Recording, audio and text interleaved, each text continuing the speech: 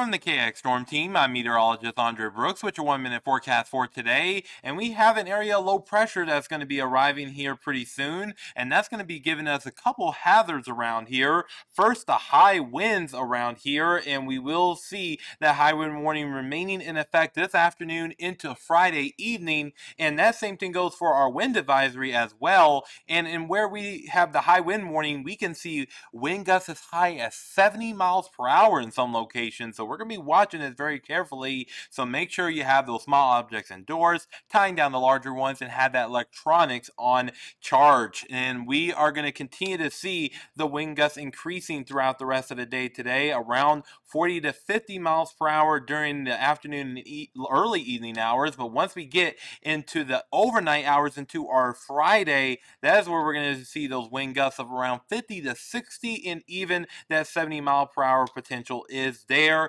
And once we get into our Friday afternoon and evening, that is where those things start to subside some. And by the time we get into Saturday, that is where we'll start seeing it a little bit more on the manageable level. Now, once we get into our overnight hours tonight into our Friday, we will see snow squalls move on through. And with those high winds, that gives us the possibility of some blowing snow. So we will be watching that very closely too. Wouldn't be shocked if a winter weather advisory is issued later on today. We'll be watching that very carefully here.